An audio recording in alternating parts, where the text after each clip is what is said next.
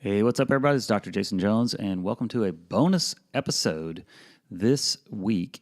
And we are going to be speaking with Miss Chele Light. Chele has 2 certifications as a transformational life coach at Lifehouse Life Mastery Coaching, where she empowers and leads her clients into bridging the gap of their current results to achieving the results they love in health and well-being, relationships, and or business.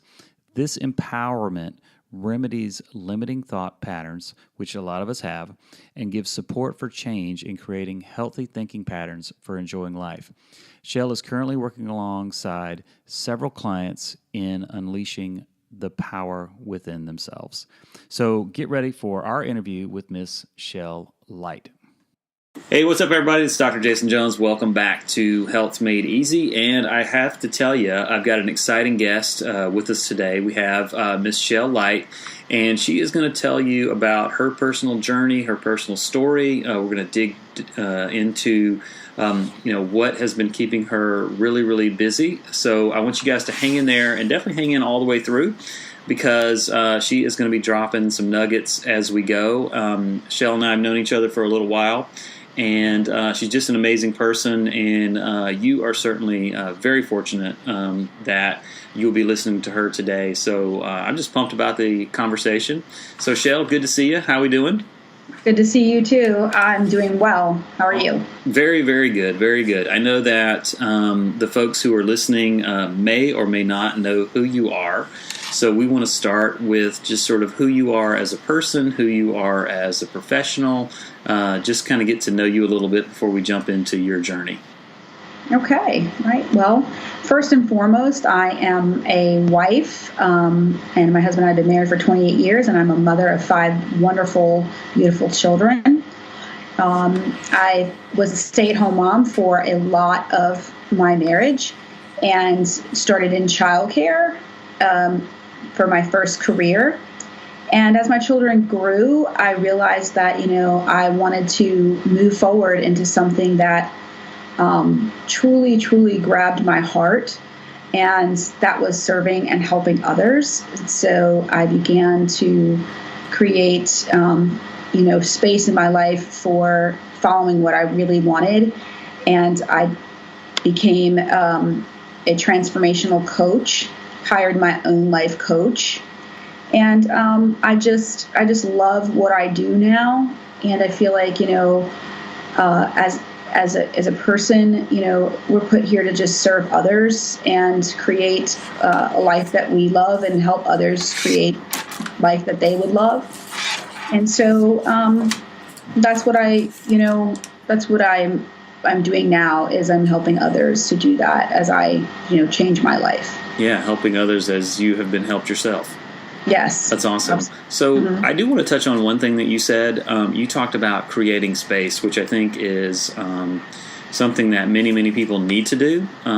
They may not necessarily know how to do it, or like what are the or why they need to do it. Can you tell us a little bit about how you created that space? Because I think most of us kind of feel like we're taxed out. We're so busy. We got so many things going on. How did you create that space? Well, I think, being busy and being parents and a mother, I was to a point where I realized that my self-care was very low, and caring for others became so large in my life that I felt drained at the end of the day, and I didn't really understand why or how to, create an energy inside of me that was, serving myself. And so what I decided to do was I decided to sit down and, write some things down, because when we write things down, it makes things very clear for us on what I really wanted for my life, and how could I go about doing that, what in my life is serving me and what is not serving me in my life. And so the things that were not serving me, for example, too much television, I began to create space where I would watch too much television. I would do something else that would serve my life in a better way. And so it's about reevaluating your life and what you're doing and what you can remove and what really belongs. And then also, where else can you create time in your life? Getting up in the morning a little bit earlier, even just 5 or 10 or 15 minutes earlier, to have that self-care time where you're up and it's quiet and you're by yourself and you can do some of the things. I call it a power hour. And that power hour, I wrote out my power hour to the things that I wanted to create for myself in that hour, writing my gratitudes, what were my tasks for the day, how was I going to accomplish those tasks, and 3 things about me that I truly, truly love, and 3 things about me that I can improve on. And so that's how I start my day, and that's how I began to create space in my life for better things for myself and caring for myself. I love it. I love that because, we all have the same 24 hours in a day. So, there's a certain amount of things that we have to say no to. But the great thing about saying no to the things that don't serve us, just like you've done, it allows you to be able to say yes to the things that are going to move you in the direction that you want to go. Right. Which I think is awesome. And just sitting down and just writing it out is so powerful, just to do that one exercise. And I think if the folks listening, if they don't get anything else out of what we're going to talk about, and they're going to get a lot, that one is a total game changer, just doing that. Yes. So you have been on a health journey for a little bit of a while. Can you tell us why you started this and about how long you've been doing it? Okay, so this has been a lifelong journey for me. In fact, my first diet was at 13 years old, and that created a cycle, a very unhealthy cycle of dieting and gaining weight back and dieting and gaining weight back. And, it created, low self-worth, low self-esteem of who I was and who I was created to be.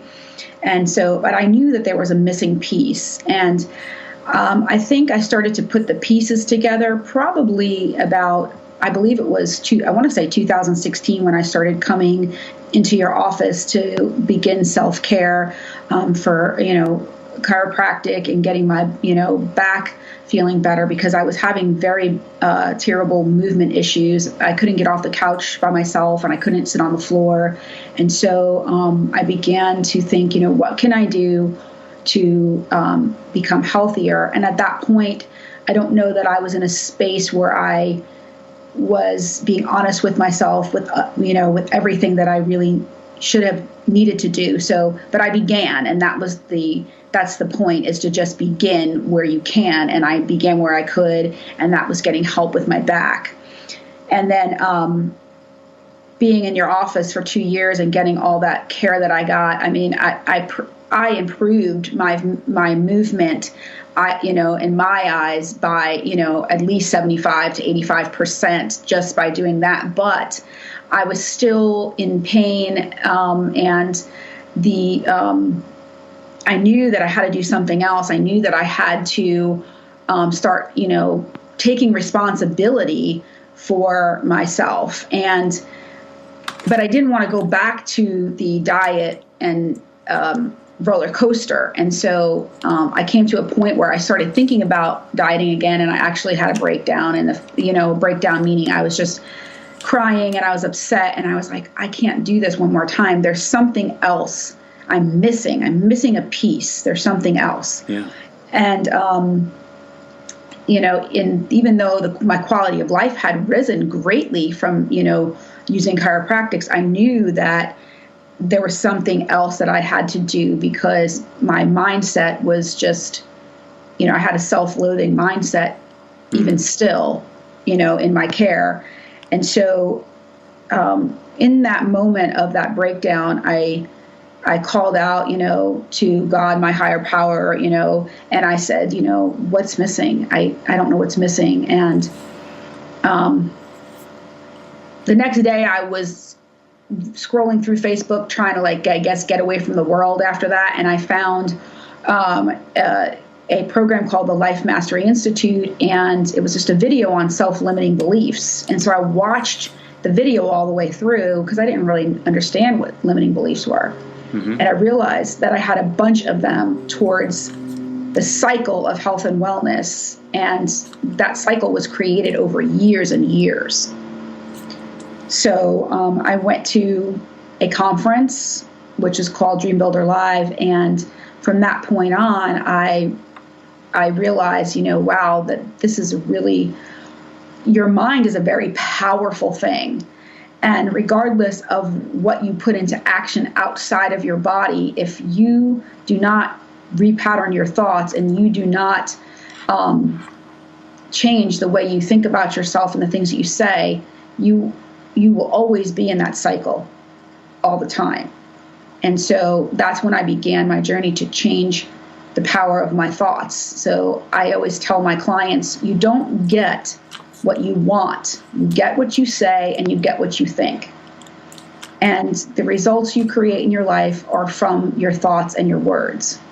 Yeah. Can you talk about maybe one or two, and you don't have to go into grave detail about these, but maybe one or two of the limiting beliefs that you did have, and maybe how you broke through on those? So a couple of them were, why are you trying to lose weight? You're just going to gain it back anyway. And it costs too much to try to be healthy. It's just too much money. And that is I call a money limiting belief, and it was very strong in the area of health because it costs money to join a gym. It costs money to, go to a chiropractor. It costs money to buy healthy food. It costs money to have a trainer. And so the way that I began with that is they did an activity at the conference. And what they did is they had you in groups of 3, and they had you write down all of your limiting beliefs. And they had 2 people standing behind you close to your ears, and then they were kind of like your words that are talking to you. And so the whole time, in 1 minute, they had to whisper in my ear all my limiting beliefs, and I had to stand there with my eyes closed or open and say, I am more than that. I am more than that. I am more than that. Because sometimes we don't know what to say. So she was giving us the tool of what to say. And I mean she by Mary Morrissey, who is the one who does these beautiful conferences. So through that, I cried. I cried the whole minute because it was so real for me. And then when I left the conference, my 2 strongest ones, like I said, why are you trying to lose weight? You always gain it back. And then the money. I came upon, before I was going on vacation, I was going to join the Y. And then I heard, why are you going to join the Y? You're leaving anyway. So why are you going to spend the money? But I think the way to overcome limiting beliefs is to crush it right away. So what I did was I said no, and I went to the Y and I joined, and when I got there, there was money that was required that I didn't know. And my paradigm limiting belief came back again saying, see, I told you, now you have to spend more money. And so instead of listening to it, I paid the money. And interestingly enough, we think to ourselves, this is bill money, or if I spend this, I'm taking stuff away from my children. But I believed with my whole heart at that moment, if I just paid it, that the other money that I needed would come, and it did. So I think it's about a belief inside of you. You're constantly, like I said, it's your thoughts. You're constantly telling yourself you don't have the money, you don't have the means to do what you need to do. But that's why you don't have the means, because you continue to tell yourself you don't, and you believe yourself. And so finally I was believing in my heart that I knew that what does the money matter if and I don't mean to be, negative, but if I'm not feeling well and I lose my life, then what does money matter? then I'm not even here to enjoy the fruits of life. So my health is important, and everyone's health is important to create a life that you love. If you can't get off the couch and you can't walk a block, what can you do with your finances, with your family anyway? It doesn't make any sense. No, and that makes total sense. Because I think limiting beliefs are one of those things that we have so many ideas and thoughts that we think are just sort of set in stone. They're these like universal truths, and they're not. They're not a universal truth at all. And there's really the only thing that backs them up is the fact that we believe them.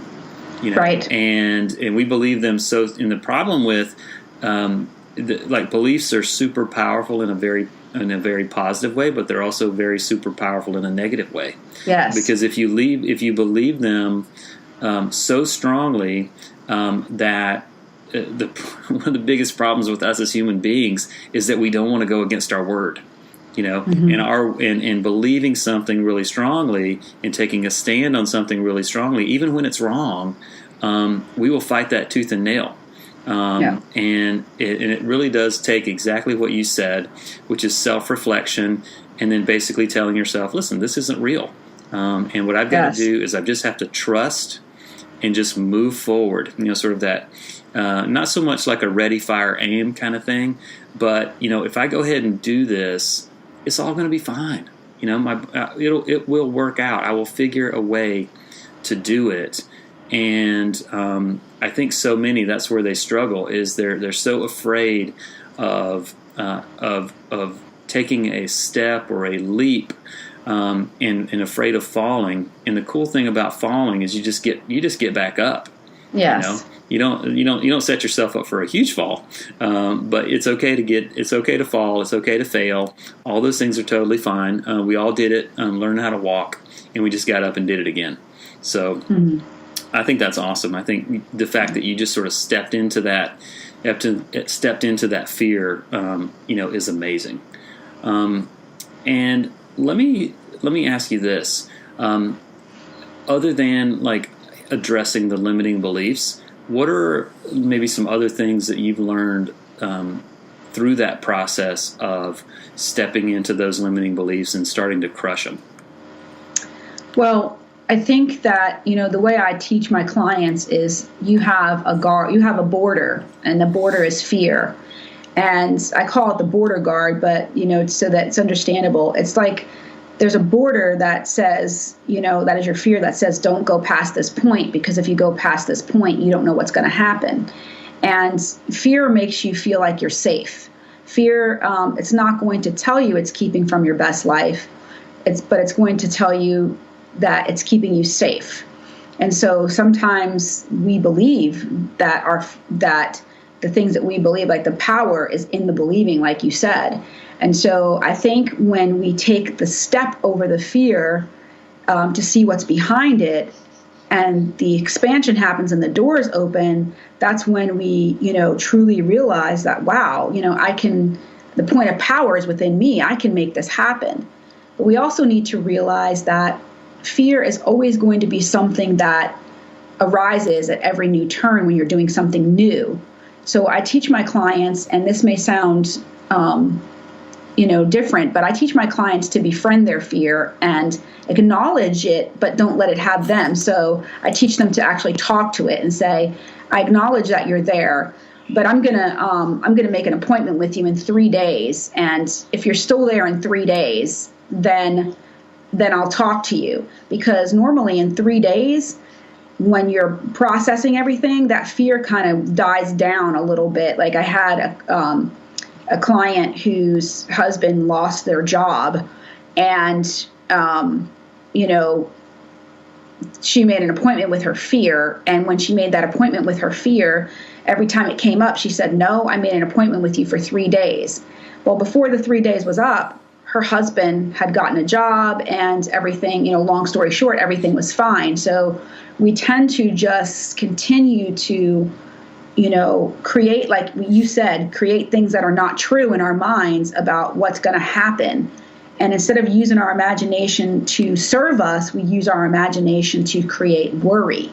Yeah. And so I think stepping over that fear every single time is what helped me to, and I recognized it. I acknowledged it as like, okay, I'm scared of this. Why am I scared? What are these feelings in me? And what good is going to happen if I step over this fear? Instead of saying what bad will happen if I step over this fear, I imagined the good that was going to come out of it instead of the bad. Yeah, I love that. So. I love that. Yeah, I think asking questions like that is so critical. It's like, what's the best thing that could happen coming out of this situation? What's the absolute worst thing that could possibly happen if I step into it? And I think another question, which I think is also very helpful, is if that worst thing did happen, how likely is it that would happen? And when we really think about it, we're just like, that's not likely at all. That worst case scenario. It's like we dream up all of these things, and I'm an introvert, so I dream up stuff in my head all the time. Introverts are up in their head. You're an extrovert, Chele, and I love that about you. But us introverts, we're up in our heads all the time, dreaming up how things are going to go, not going to go, all these scenarios and stuff like that. And when we realize that we can take those negative, like limiting beliefs, and then we can create empowering beliefs like you're talking about doing, we really can not only change ourselves, but we can change and serve those people around us that much better. Yes. It's huge. Mm-hmm. Yeah. So you are where you are now. What do you see happening for you in the future? Like, what's coming up? Well, I actually, Monday I'm leaving to go to California for my next certification in life coaching, because I'm always learning and I'm always growing. I make sure that I take on every training possible so that I can help myself and my clients live their best life. I have a workshop coming up at the Camden County Library on March 21st at 6:30. And that is, basically talking about what we're talking about here, but in a deeper spectrum of, how to work on living the life you love and how to change the way we think about living day-to-day life. I have a health and wellness seminar coming up on June 15th that I am creating right now and asking speakers to come and speak. And it's going to be at the Museum of the Albemarle from 10 to 1 on June 15th. Awesome. And I'm just, really, really working on wanting to, educate people on what life coaching is about, because a lot of times people think that life coaching is a luxury and not a necessity. And if you want to go beyond the borders of what your current life is, you have to do something different. And if creating that, like I told you, that space and that moment to understand that investing in yourself, investing in your health, when you do certain things like join a gym, you're investing in your health. When you hire a life coach, you're investing in yourself, in your mind, and creating, a space around you where your mind can work in a way and grow in awareness that you didn't have before, Yeah. And I think that has been one of the greatest tools for me, is to understand that one of the things that I also teach my clients is that you are the sum of the 5 people you spend your most time with in every area of life. And that doesn't mean that the people that we're with are not good people or kind people.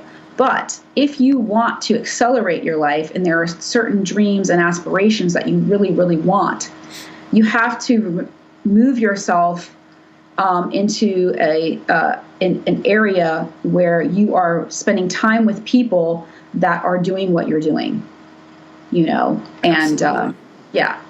If you want to be fit, to hang out with fit people all the time, and you will naturally become fit. Right. I could not agree with you more. And to give you a shout out and to give people another reason to consider life coaching very strongly, and that's this. All professional athletes, they're professionals. They're at the top of their game. You wouldn't think that they need to be coached, but every single one of them has a coach, and they have multiple coaches. I think oftentimes when people think about coaching, they think that they need to be messed up, to use coaching. They need to be fixed or something, or it's like we go to marriage counseling when the marriage is bad, whereas if you took a proactive approach and did it, it can strengthen your marriage. It's or like doing Dave Ramsey's program when your finances are a mess. Right. It's good for that. Don't get me wrong. It's really, really great for doing that, but you don't have to let it get to the low end. You can take that proactive approach, eliminate that limiting belief that something has to be wrong, in your life or whatever. You can do it to where you can just take yourself to the next level, and there's always going to be somebody who knows more than you that can help you get to that next stage. And those people are pivotal, and you'll look back on your life later and be so glad that you had a person like that. You had a coach like Chele walk you through those things, because I will tell you this, and I am like the poster child for blind spots. Everybody has a blind spot, and you cannot see, and you don't know what you don't know. I think we all think we're so consciously aware of every single thing that's happening around us and all of that stuff, and we're not. We are totally not. And when you have an outside perspective, somebody who can step back and see your situation, and they've been there, they've done it, they've seen it before, they will help you eliminate roadblocks. They will save you time. They will save you money. They will save you heartache. They will save you stress and worry, because they're there to help you navigate through it. So if that's not enough of a reigning endorsement for you, listener out there, who has never had someone to come alongside you and walk you forward and help you get to the next level, I don't know what else will do it. Yes, thank you. 100%. And listen, I feel like I'm a pretty successful guy, but I have coaches, I have mentors, I have accountability groups, things like that I do. It just doesn't happen through osmosis. We have to team up and get there together. So enough of my soapbox on that. But I would really encourage you guys to really consider that. So, Chele, let me ask you this. One of the things that we like at Health Made Easy is we love simple, effective, practical, pragmatic, tips, tools, strategies for, let's say, creating a healthy life, and I'm a big believer in 360-degree success. So it's not just nutrition, it's not just, physical, it's not just mental, emotional, it's not just like eating good and all that sort of stuff. All those things are really important. But from your perspective, from a life coaching perspective, what are like some of the, maybe your top 1, 2, or 3 things that a person could take from this call, and because they already have those already from this call, but that they could put into play, like, let's say tomorrow morning or right now? Okay. Well, one tip, the very first tip that helped me the most, tip number 1 I have is called notice what you're noticing. Okay.